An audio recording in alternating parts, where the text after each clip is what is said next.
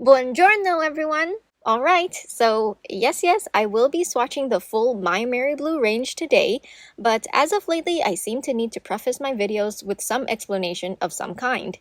So first of all, I'd like to give a big shout out to Tiziano from momart.com, who was very kind to have sent me a cute little package all the way from Italy. Thank you so much for your support, Tiziano! I believe Momart is short for Momenti Artistici, which means artistic moments. For those who don't know, Momart is an Italian art supply website that has competitive prices and ships worldwide. I've been told they are currently working on their English site, and that will be available at the end of this month at the earliest. Those in Europe and USA can already make their orders right away. However, those in Asia and beyond like me, it's best to contact them in English through their contact page. I will have all the links in the description box down below. Apart from the MAIMERI Blue watercolor dot card that I will be swatching for you today, I also received these unique Italian-made products.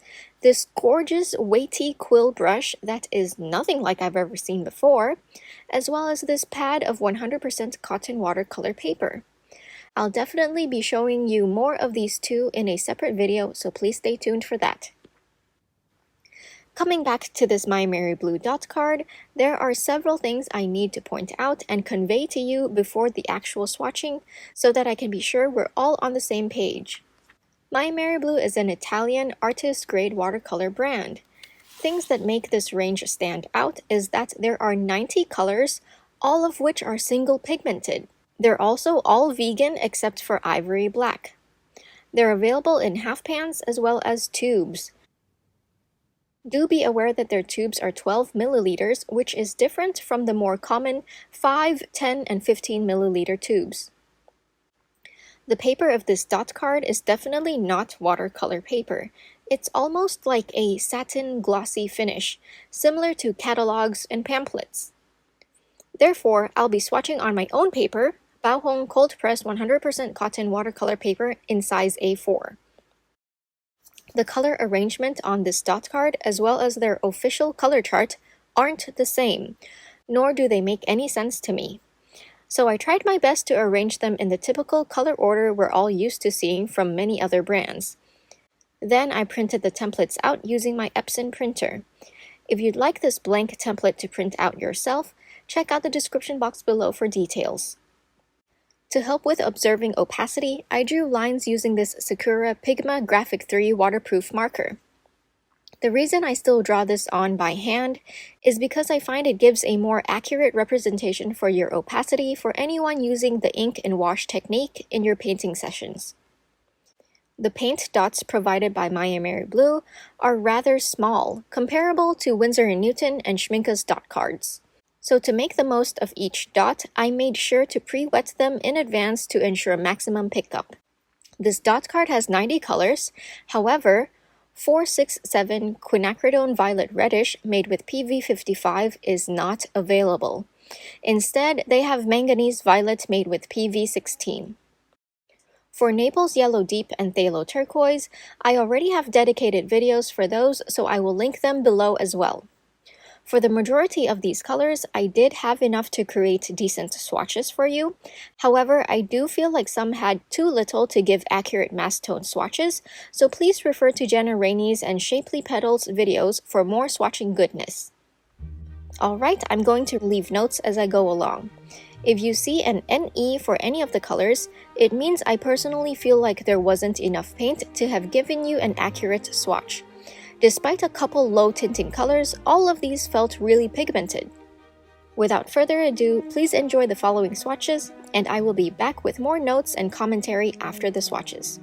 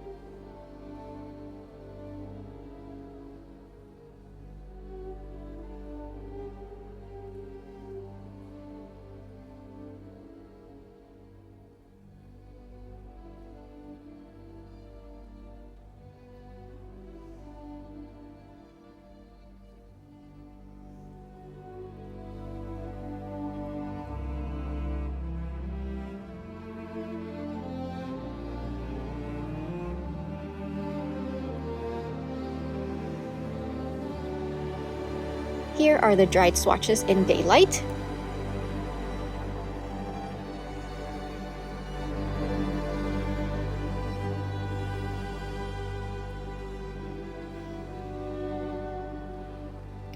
Now that we're done with the swatches, there are definitely a few things I'd like to highlight. So I absolutely love that they've noted granulation in their chart. That's really helpful. However, I do feel like some are incorrect. For example, ultramarine deep and cerulean sky blue are denoted as non-granulating, whereas I certainly feel like they clearly are granulating.